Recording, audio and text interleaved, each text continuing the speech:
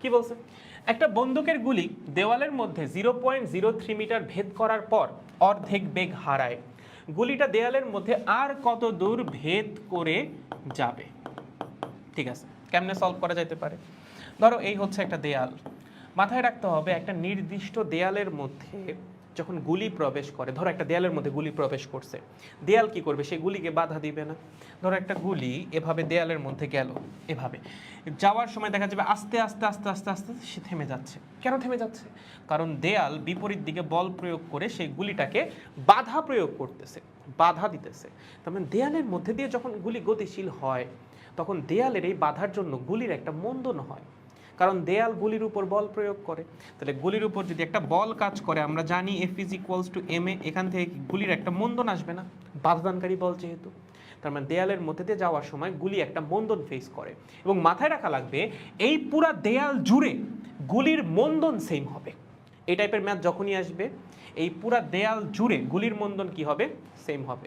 আমরা এটা একটা স্পেসিফিক টাইপের আন্ডারেও পড়বো, যেখানে মাল্টিপল দেওয়াল থাকবে। যখন মাল্টিপল দেওয়াল থাকবে, একটা নির্দিষ্ট দেয়ালে ত্বরণ বা মন্দন হবে একরকম, আর একটা দেয়ালে মন্দন হবে আবার আর এক রকম। ঠিক আছে, বাট একটা নির্দিষ্ট দেয়াল বা একটা নির্দিষ্ট কাঠের মধ্যে গুলির ত্বরণ বা মন্দন কনস্ট্যান্ট। ঠিক আছে, তাহলে যেহেতু এটা একটা নির্দিষ্ট দেয়াল, আমরা কি মাথায় রাখবো?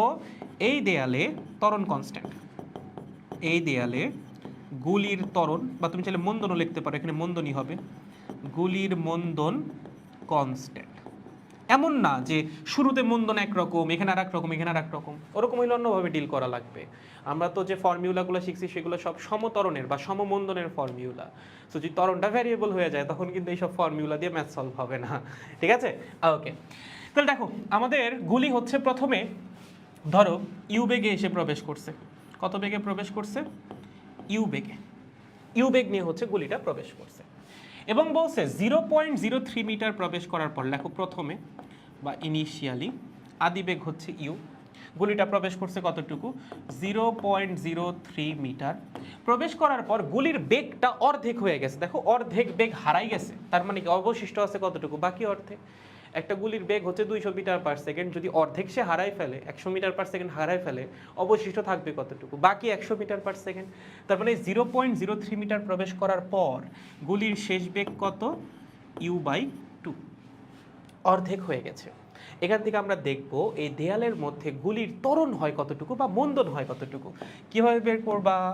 তুমি ইউ জানো, ভি জানো, সরণ জানো, লাগবে হচ্ছে ত্বরণ, তাই তো? তাহলে ফর্মুলা কোনটা? v² = u² + 2as। ভি এর মান কত? u/2, স্কোয়ার করলে u²/4, এখানে আসবে u², সরণ হচ্ছে 0.03, তার মানে 0.06a। ওকে, এটাকে এই পাশে নিয়ে আসলে -3u²/4 = 0.06a। ঠিক আছে, দুই পাশ থেকে যদি একটু কাটাকাটি করো, এখান থেকে 3 চলে যাবে, এখানে আসবে 0.02, এটাকে নিচে নিয়ে আসলে আসবে 0.08, তার মানে a হবে হচ্ছে -u² / 0.08। একটু ক্যালকুলেশন করে নিতে পারো, hopefully the result will be same. বুঝেছো? এইটা হচ্ছে দেয়ালের মধ্যে গুলির মন্দন। আদিবেগের মান আমরা জানি না, বাট আদিবেগের মান জানলে মন্দন এই ফর্মুলা অনুযায়ী আমরা বের করতে পারবো। ওকে, এখন আমাকে প্রশ্ন করছে যে দেয়ালের মধ্যে গুলিটা আর কত দূর গিয়ে থেমে যাবে। ধরো গুলিটা এখানে আসার পর থেমে গেছে। প্রথমে তো গুলিটা আসছে 0.03 মিটার, তাই না? প্রথমে কতটুকু আসছে? প্রথমে আসছে 0.03 মিটার। এখানে আসার পর বেগ অর্ধেক হয়ে গেছে, এখনো তো থামে নাই, আরও কিছু দূর যাওয়ার পর থাইমা যাবে। ধরো গুলিটা এখানে যাওয়ার পর টোটাল এস মিটার যাওয়ার পর, ধরো টোটাল এস মিটার যাওয়ার পর তার শেষ বেগ হয়ে গেছে 0, মানে গুলি থাইমা গেছে। পুরাপুরি যখন এস মিটার সে অতিক্রম করছে বা এস মিটার দূরত্ব অতিক্রম করছে তখন গুলিটা থাইমা গেছে। সেটা আমরা বের করতে চাই, কতটুকু দূরত্ব অতিক্রম করার পর গুলিটা থেমে যাবে। থেমে যাবে মানে হচ্ছে গুলির শেষ বেগ হয়ে যাবে 0।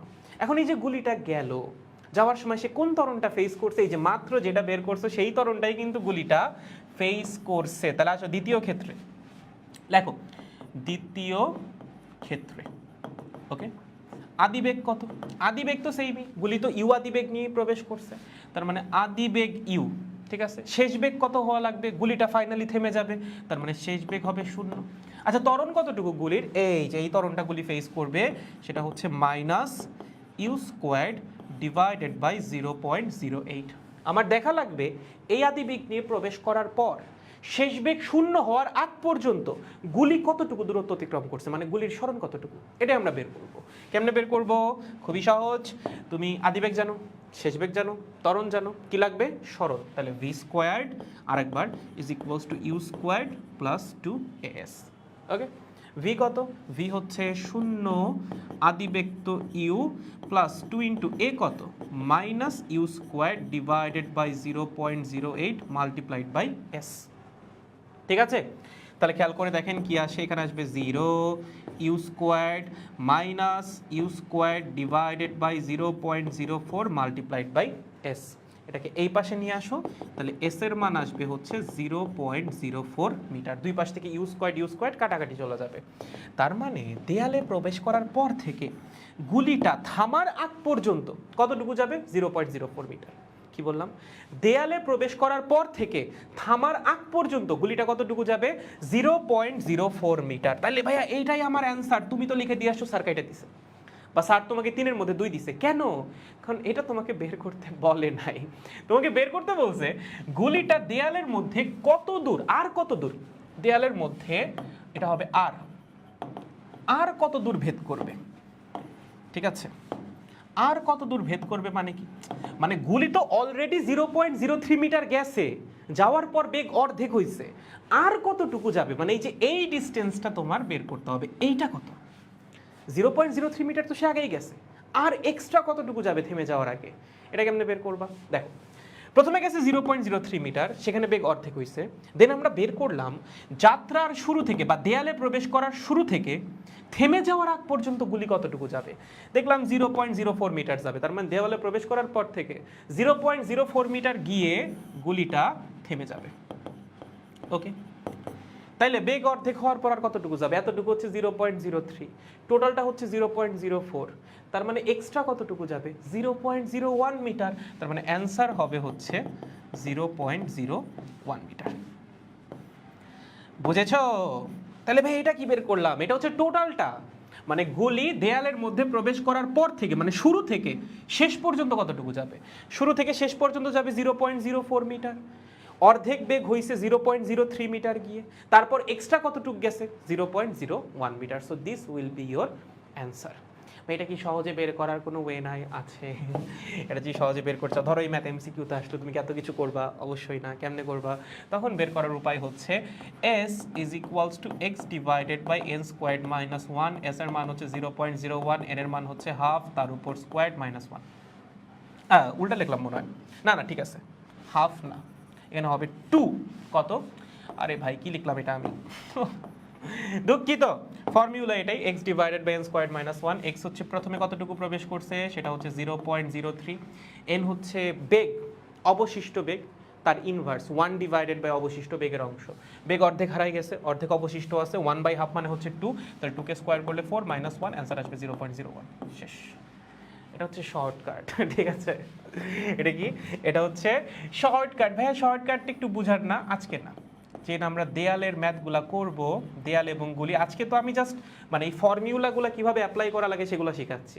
আমাদের একটা স্পেসিফিক টাইপ থাকবে, যে টাইপের মধ্যে দেয়াল, তক্তা, গুলির ম্যাথ আমরা করব, ওই দিন হচ্ছে তোমাদের এই শর্টকাট শেখাবো। ঠিক আছে, এটা হচ্ছে আমরা এমসিকিউতে অ্যাপ্লাই করবো এই শর্টকাট।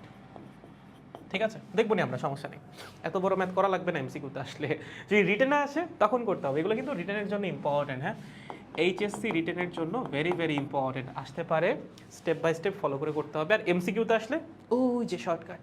ঠিক আছে, ওকে।